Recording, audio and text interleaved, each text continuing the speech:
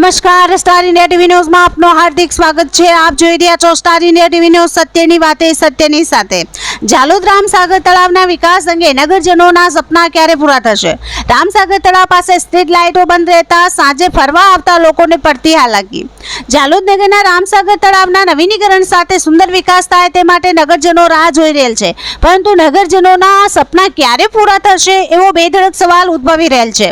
નગરપાલિકા રામસાગરના ઘાટ તેમજ કિનારા પર અવારનવાર સફાઈ કરતી રહે છે, પરંતુ નગરજનો અહીંયા રામસાગર તળાવમાં કચરો નાખી તેને ગંદુ કરતા રહે છે।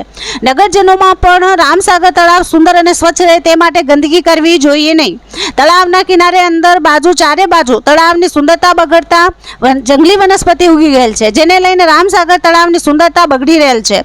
તેમજ તળાવના કિનારે નગરજનો ફૂલ માળા તેમજ પ્લાસ્ટિક નાખી જતા રહેતા હોવાથી કિનારાઓ પણ કચરો જોવા મળી રહેલ છે। તળાવ પર નગરજનો કપડાં ધોવા પણ આવતા હોય છે, જેને લઈ આ તળાવની શોભા વધુ બગડી રહેલ છે। કપડાં ધોવા માટે કેમિકલયુક્ત સામગ્રી વપરાતી હોવાથી તળાવમાં રહેતી માછલીઓને પણ નુકસાન થઈ રહેલ છે। તળાવની દેખરેખ માટે પાલિકા તંત્ર ગંભીરતાથી વિચારી કાયમી કોઈ વ્યક્તિની નિમણૂક કરે તો કપડાં ધોતા લોકો અને ફૂલમાળા કે કચરો ફેંકતા લોકોને અટકાવી શકાય તેમ છે।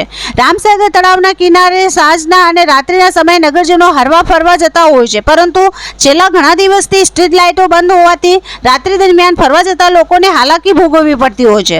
સાંજના સમયે લોકો હરવા ફરવા જતા હોય ત્યારે તળાવના કિનારે મરેલા પશુ તેમજ કતલખાનાના વેસ્ટ કચરાની વાસ આવતી હોય છે, જેથી નગરજનો ફરવા આવતા હોય ત્યારે ગંદી શ્વાસ આવતા માથું ફાટે તેવી વાસ આવતી હોય છે। પાલિકા તંત્ર રામસાગર તળાવની નવીનીકરણ અને ગંભીરતાથી લઈ નગરજનોને સુંદર ભેટ આપે તેવી અપેક્ષા રાખી રહેલ છે। હાલ તો પાલિકા તંત્ર પાસે નગરજનોએ એવી અપેક્ષા રાખી રહેલ છે કે ફૂલમાળા કે થેલી તેમજ ગંદો કચરો ફેંકતા લોકોને અટકાવે, તળાવ પર કાયમ માટે કપડાં ધોવાનું બંધ કરાવે, તળાવની અંદર જંગલી વનસ્પતિ ઉગી ગયેલ છે તેની સફાઈ કરાવે, તેમજ રામસાગર તળાવના કિનારે સ્ટ્રીટ લાઇટો ચાલુ કરાવે, તેમજ રામસાગર તળાવ પાસે આવતી દુર્ગંધનો કાયમી ઉકેલ લાવે। Star India TV news, Jhalod reporter Pankajbhai Pandit, જિલ્લા દાહોદ।